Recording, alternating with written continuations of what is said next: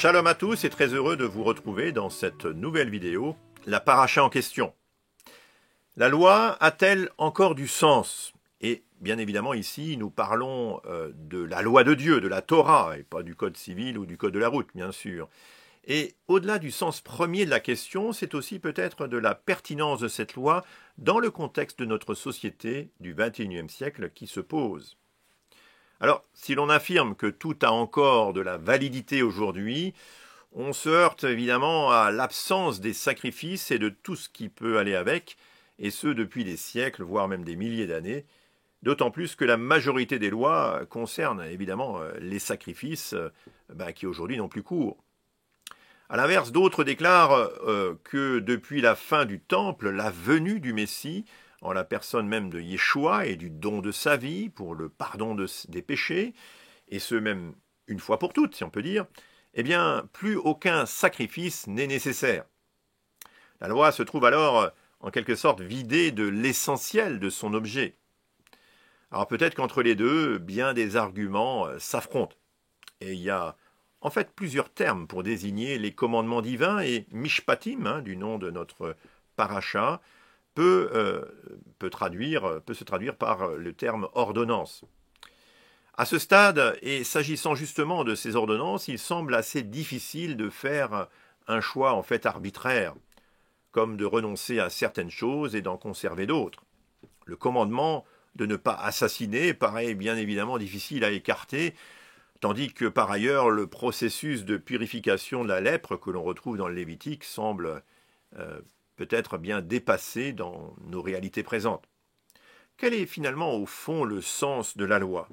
Pourquoi est-elle ainsi donnée au peuple d'Israël, et là dans le milieu du désert? Lisons ensemble Exode 22, verset 1. Lorsqu'un homme volera un bœuf ou un agneau, s'il l'égorge ou le vend, il restituera 5 bœufs pour le bœuf et 4 pièces de petit bétail pour l'agneau. Si le voleur est surpris en cours d'effraction et qu'il soit frappé et meurt, on ne sera point coupable de meurtre envers lui. Mais si le soleil était levé, on serait coupable de meurtre envers lui. On donnera alors une compensation, et s'il n'a rien, il sera vendu pour son vol, et si ce qu'il a dérobé, bœuf, âne ou agneau, se trouve encore vivant entre ses mains, il donnera une compensation au double. Alors objectivement, bien sûr, tout cela peut paraître assez simple, loin pourtant de constituer l'instrument d'une sorte de justice vengeresse, comme parfois on peut percevoir la Torah. L'ordonnance biblique paraît être tout simplement du bon sens, la recherche d'une équité et même quelque part d'une compensation en cas de dommage ou de litige. Il convient alors de nous souvenir du contexte qui préside à la délivrance de la loi au peuple d'Israël lorsqu'il se trouve près du mont Horeb. Le peuple d'Israël, souvenez-vous, vient de passer 430 ans en esclavage en Égypte. Alors bien sûr, psychologiquement et historiquement, cela a marqué durablement le peuple dans ses habitudes, dans ses attitudes, dans son comportement. Bien sûr, la sortie d'Égypte va marquer les esprits durablement et de façon assez remarquable, mais Dieu a franchi son peuple, le délivre, le rachète, et il le prend par la main, le conduit finalement dans le désert. Mais au-delà de la délivrance matérielle et physique que l'on comprend bien, c'est bien une transformation spirituelle qui finalement progressivement s'opère. Par ailleurs, Dieu est présent d'une manière permanente et quasi miraculeuse. Souvenez-vous de la nuée ou de la colonne de feu qui réside au-dessus du tabernacle. Dieu conduit son peuple et parle finalement par Moïse, son porte-parole, son prophète. À présent, la promesse et l'alliance régissent une nouvelle relation du peuple avec son Dieu. Et nous comprenons ici quand il dit « Si vous écoutez ma voix et si vous gardez mon alliance, eh bien vous m'appartiendrez en propre entre tous les peuples, car toute la terre est à moi. Vous serez un royaume de sacrificateurs et une nation sainte mise à part. » Oui, sauf que le peuple, lui, ne sera pas si fidèle que cela à l'alliance, et ce même avant que la loi ne lui soit donnée. La loi n'est donc pas donnée comme un moyen pour que le peuple puisse se justifier ou pour conditionner la validité de l'alliance. En réalité, l'alliance est toujours conclue par le sang, en l'occurrence celui de l'agneau pascal, qui n'est qu'une figure de quelque chose de plus grand, qui le transcende.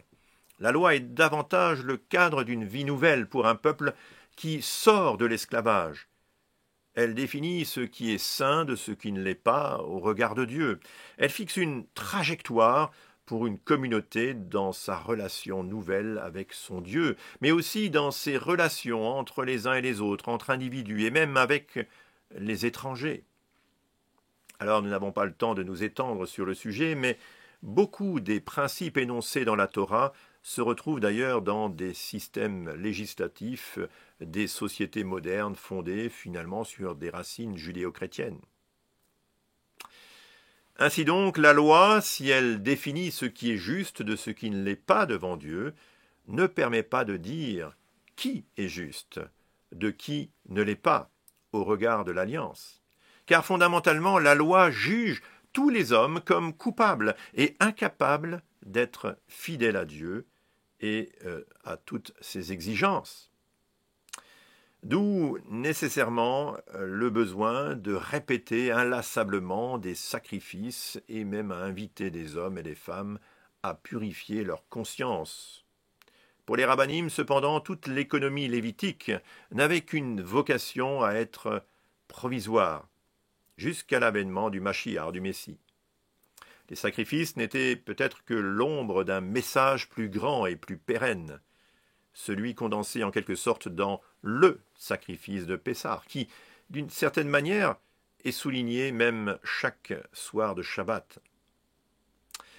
En son temps, le Messie Yeshua a déclaré ceci en Matthieu 5, verset 17. « Ne pensez pas que je sois venu pour abolir la loi ou les prophètes. Je ne suis pas venu pour abolir, mais pour accomplir. » Alors bien sûr, voilà une déclaration qui ne souffre d'aucune ambiguïté. Mais alors, que comprendre de la fin des sacrifices depuis des milliers d'années déjà? Que signifie ne pas abolir, ou même accomplir, comme dans cette phrase que prononce Yeshua?